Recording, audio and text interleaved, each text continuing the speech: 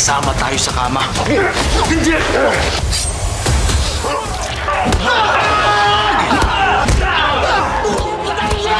Huwag sila! Kinausap si Roberto ng kaniyang kasintahan at pinilit siyang sumama. Mayabang ang tugon ni Roberto, ano raw ba ang magagawa ng lalaki kung tatanggi siya? Mabilis na sumagot ang kasintahan. Ipapakita niya sa publiko ang video ng kanilang pagsasama kapag hindi siya sumama. Nag-init ang ulo ni Roberto at sinubukang agawin ng cellphone, ngunit hindi nagpatalo ang lalaki. Sa sandaling ito, bigla na lamang bumunot ng patalim si Roberto at sinaksak ang sariling kasintahan. Agad na tinapos ang kaniyang buhay upang maitago ang lihim. Samantala, napansin ng mga kasamahan ni Olivia na sinusundan sila ng mga tauhan ni Roberto. Nag-alala si Olivia, ngunit mabilis na nag-utos si Miguelito, ratratin daw ang sasakyan ni Olivia. Sunod-sunod na putok ng baril ang dumagundong.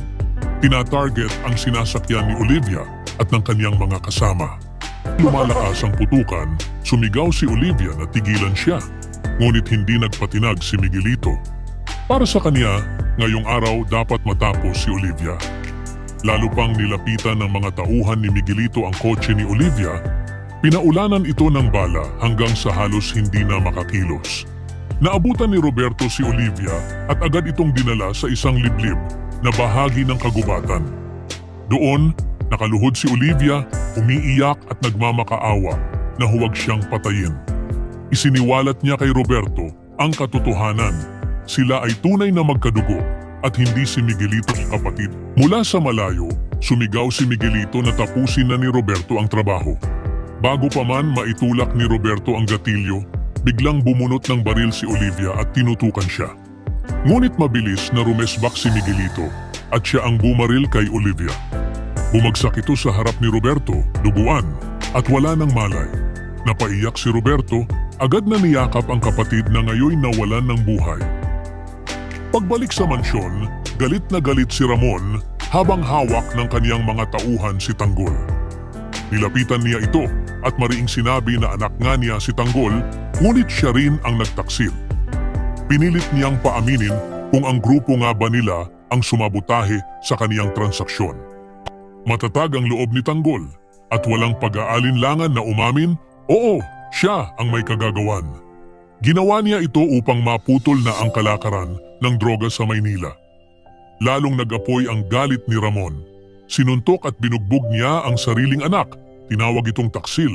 Walang magawa ang mga wating, kundi panoorin ang brutal na eksena. Ramdam ang awa kay Tanggol.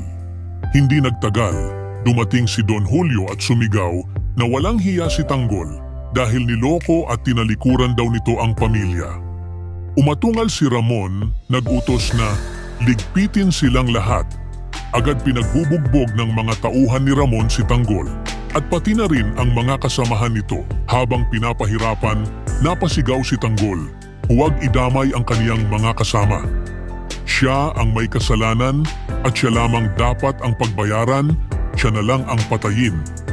Ngunit hindi nakinig ang mga tauhan ni Ramon. Sa gitna ng pagdurusa, tinutukan na mismo ni Ramon ng baril si Tanggol. Handa nang tapusin ang lahat. Sa kabuuan ng mga pangyayari, mas naging malinaw ang malalim na sugat ng bawat karakter at ang tindi ng tunggalian na namamagitan sa kanila. Si Roberto, sa takot na mabunyag ang kaniyang lihim, ay umabot na sa sukdulang solusyon. Pumatay ng sariling kasintahan. Ipinakita nito na handa siyang talikuran ang kahit sino, kahit gaano pa kalapit, alang-alang lamang sa kaniyang kapangyarihan at imahe. Samantala, si Olivia ay biktima ng walang humpay na habol at pamamaril na nauwi sa isang masakit na pagtataksil.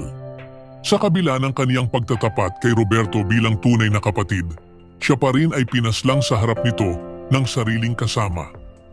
Ang kaniyang pagkamatay ay nag-iwan ng sugat hindi lamang kay Roberto, kundi sa buong takbo ng laban, kung saan dugo mismo ang kapalit ng katotohanan. Sa kabilang banda, si Tanggol ay pinilit harapin ang galit ng kaniyang sariling ama. Matatag niyang inamin ang kaniyang misyon, ang wakasan ang laganap na droga. Ngunit kapalit nito ay matinding pananakit, pagkakulong at pagturing sa kanya bilang taksil. Ang pagpasok ni Don Julio ay lalo pang nagpatindi sa pasakit sapagkat ang kanilang utos ay malinaw.